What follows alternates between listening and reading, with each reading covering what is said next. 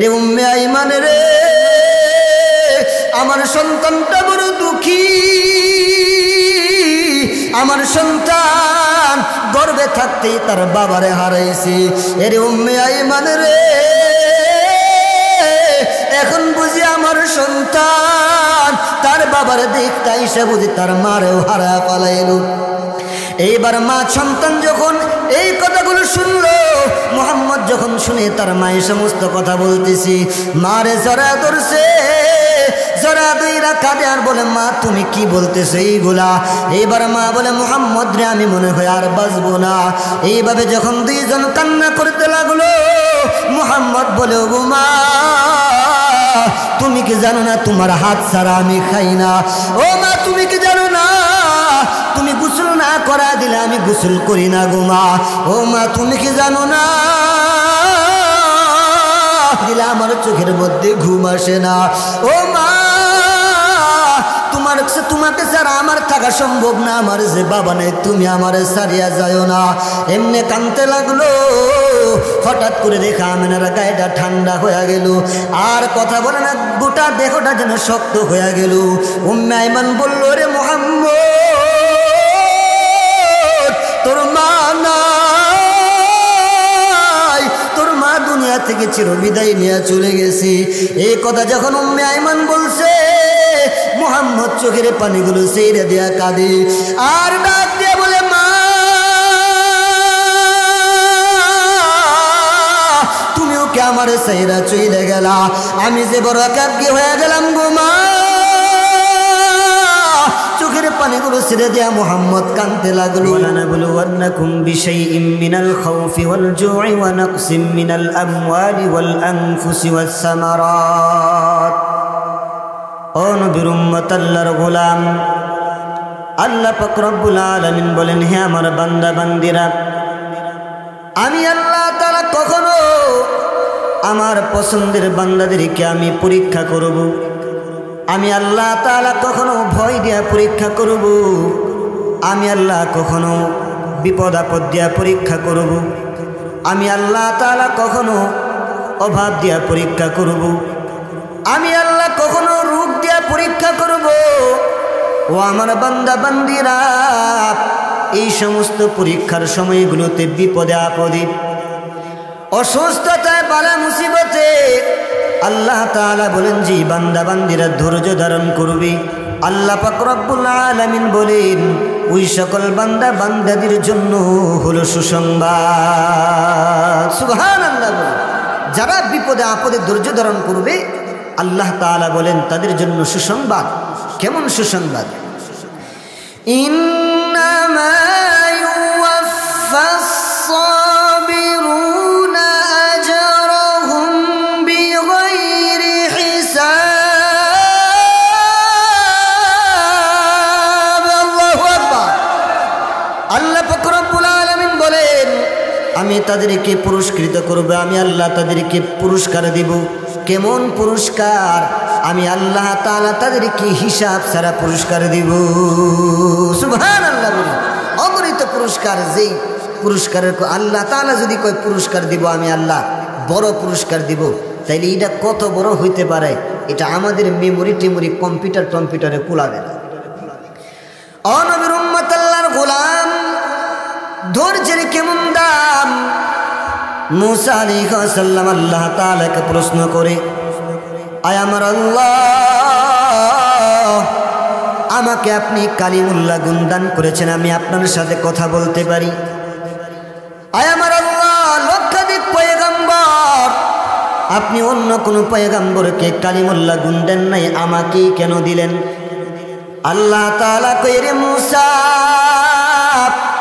আমি তোমাকে কি জন্য কালিমুল্লাহ গুণদান করেছি শুনবানি? মুসা আলাইহিস সালাম বলে, আল্লাহ বলেন। মুসা আলাইহিস সালামকে এবার আল্লাহ তাআলা বলেন, এরে মুসা, তুমি যখন মাঠের মধ্যে ছাগল চড়াইতেছিলা, একটা ছাগল তার পাল থেকে বের হয়ে গেল। একটা ছাগল পাল থেকে বের হয়ে ডানে বামে দৌড়াইতে লাগলো, তুমি তার পিছনে দৌড়াইতে লাগলা, কিন্তু অনেকক্ষণ দৌড়াই দৌড়ি করাও তারে ধরতে পারো নাই। সন্ধ্যাবেলায় যখন তার হাতের কাছে পাইছো, তোমার যেই পরিমাণ রাগ আমি তোমাকে দান করেছি, উচিত ছিল যে ছাগল তোমাকে সারাদিন দৌড়াইছে, তোমার এত পরিমাণ রাগ ছিল, উচিত ছিল ছাগলটারে একটা টান দিয়া ফাইরা ফালানো। কথা ঠিক কিনা? মুসা আলাইহিস সালামের যে রাগ আমরা জানি, থাপ্পড় মেরে একজনে মাইরে ফেলাইছে, এত রাগ আছিল। হেরে এক ছাগলে সারাদিন ঘুরাইছে, ইডেরে যদি সন্ধ্যাবেলায় ধরে, এত রাগী একটা মানুষের কি অবস্থা হওয়ার কথা ছিল। কিন্তু ছাগলটাকে যখন সন্ধ্যাবেলায় ধরলেন, মুসা আলাইহিস সালাম ছাগলটারে সুন্দর কইরা শুয়াইলেন, শুয়াইয়া ছাগলের পা গুলো টিপে দিতে লাগলেন, আর বললেন, ছাগলের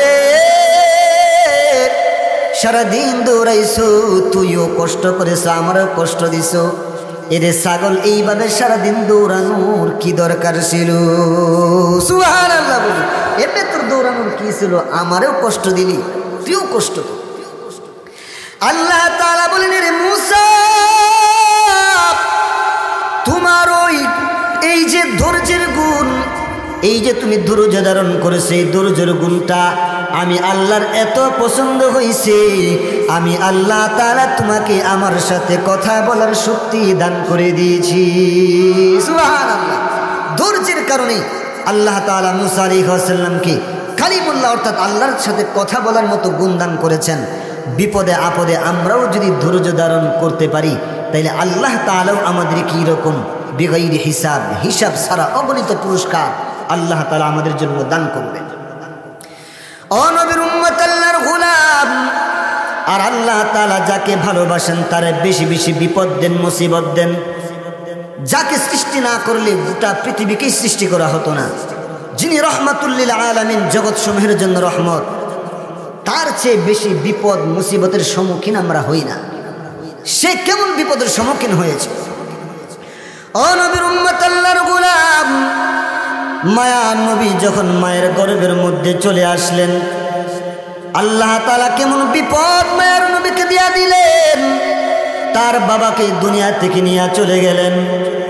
একটা সন্তান যদি বাবা ছাড়া, একটা সন্তান যদি বাবা মার গর্ভ থাকতে বাবাকে হারায় ফেলা, তার জন্য জীবন কত কষ্টের, যার বাবা নাই সেই বুঝি।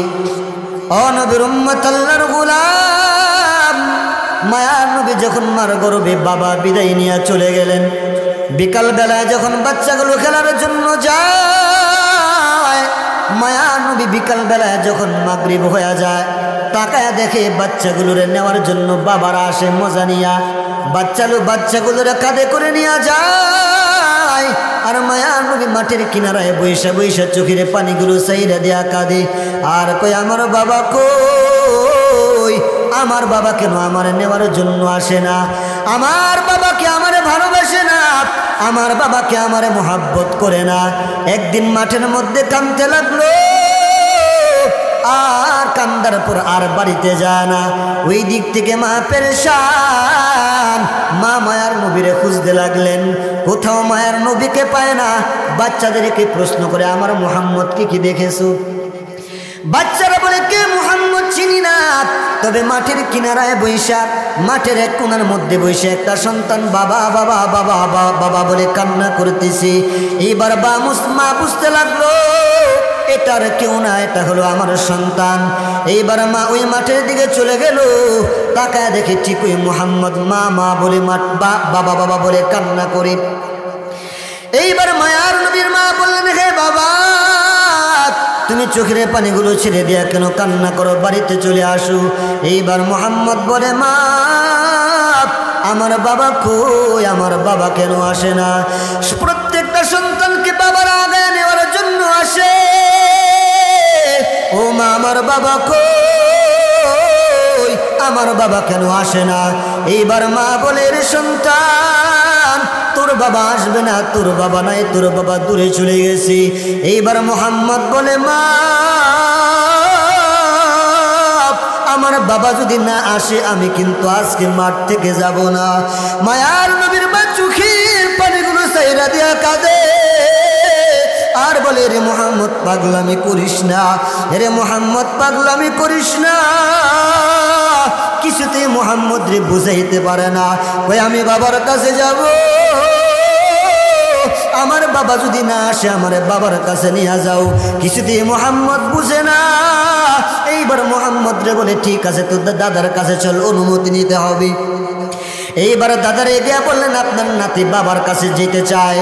এইবার দাসী উম্মে আইমানকে নিয়ে রওনা হয়ে গেছে। এইবার যখন মুহাম্মদ বাবার কবরের কিনারার মধ্যেও হাজির হয়েছে, মা দূর থেকে দেখা দিল সন্তান রে, ওই যে উষা দেখা যায় এইটা তোর বাবার কবর। যে সন্তান ঘোড়া থেকে উঠ থেকে নামার সামর্থ্য নাই, যখনই বলল সন্তান রে এইটা তোর বাবার কবর, সন্তান একটা লাভ দিয়া নেমে গেছে। বাবার কবরটার জোরে ধরছে, জোরে দুইরা কাঁদে আর কয় বাবা তাড়াতাড়ি উঠো, আমি তোমার কোলে উঠতে চাই। প্রত্যেকটা সন্তান রে বাবা কোলে নে। ও বাবা তুমি কেন আমারে কোলে নেও না? ও বাবা তুমি কে আমারে ভালোবাসো না? তুমি কেন আমারে কোলে নেও না? মুহাম্মদ কাঁদতে লাগলো।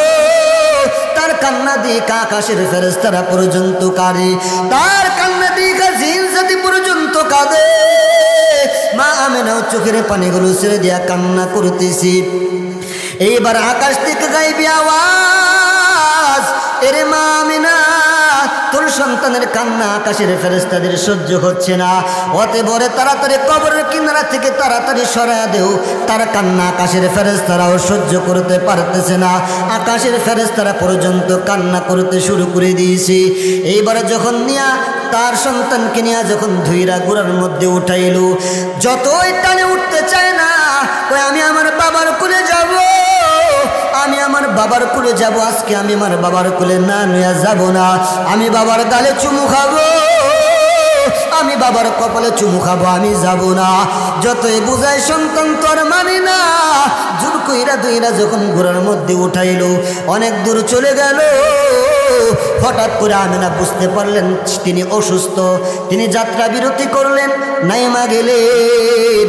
নাইমা তার দাসী উম্মে আইমানকে বলতে লাগলেন, এরে উম্মে আইমান রে আমার সন্তানটা বড় দুঃখী, আমার সন্তান গর্ভে থাকতেই তার বাবারে হারাইছে। এরে উম্মে আইমান রে এখন বুঝি আমার সন্তান তার বাবার দেখতে এসে বুঝি তার মারেও হারা পালাইল। এইবার মা সন্তান যখন এই কথাগুলো শুনলো, মুহাম্মদ যখন শুনে তার মায়ের সমস্ত কথা বলতেছি, মারে জড়া ধরছে, জড়া দুইরা কাঁদে আর বলে মা তুমি কি বলতেছো এইগুলা? এইবার মা বলে মুহাম্মদ রে আমি মনে হয় আর বাঁচবো না। এইভাবে যখন দুইজন কান্না করতে লাগলো, মুহাম্মদ বলে ও মা তুমি কি জানো না তোমার হাত ছাড়া আমি খাই না? ও মা তুমি কি জানো না তুমি গোসল না করা দিলে আমি গোসল করি না গো মা? ও মা তুমি কি জানো না দিলে আমার চোখের মধ্যে ঘুম আসে না? ও মা তোমাকে ছাড়া আমার থাকা সম্ভব না, আমার যে বাবা নেই তুমি আমার সারিয়া যাও না। এমনি কাঁদতে লাগলো। হঠাৎ করে দেখা আমিনার গায়েটা ঠান্ডা হয়ে গেল, আর কথা বলে না, গোটা দেহটা যেন শক্ত হয়ে গেল। উম্মে আইমান বলল রে মুহাম্মদ তোর মা নাই, তোর মা দুনিয়া থেকে চিরবিদায় নিয়ে চলে গেছে। এই কথা যখন উম্মে আইমান বলছে, মুহাম্মদ চোখের পানিগুলো ছেড়ে দেয়া কাঁদে আর ডাক দিয়ে বলে মা তুমিও কে আমার সেইরা চইলে গেলা, আমি যে বড় একাকী হয়ে গেলাম গো মা। চোখের পানিগুলো ছেড়ে দেয়া মুহাম্মদ কাঁদতে লাগলো, গলা কাটা মুরগির মতো ছটপট ছটপট করতে লাগলো। কিন্তু একবার যে দুনিয়া থেকে চলে যায় তাকে ফিরে আনা যায় না। বাবার কাছে দাদার কাছে রওনা হয়ে গেছে, দাদারে জড়া দুইরা কান্দি আর ডাক দেয়া কই দাদা গো আমার মা নাই, আমার বাবা নাই, আমি যে এতিম হয়ে গেলাম। আমার মারে পাইছি জন্মের পরে, এখন মা আমার সাইরা চইলা গেল। দাদা চোখের পানিগুলো ছেড়ে দেয়া কাঁদে। দাদা কই চিন্তা করবি না, নয় তো কি হয়ে গেছে, আজকের পর থেকে আমি তোর মা, আমি তোর বাবা। সুবহানাল্লাহ। আজকের পর থেকে আমি তোর মা, আজকের পর থেকে আমি তোর বাবা হয়ে গেলাম। কাঁদবি না রে মুহাম্মদ, কাঁদবি না। এইভাবে সময়ে সময়ে আমাদের নবীর উপরও বিপদ এসেছে, সময়ে সময়ে আমাদের নবীর উপরও এইভাবে বিপদ মুসিবত এসেছেন।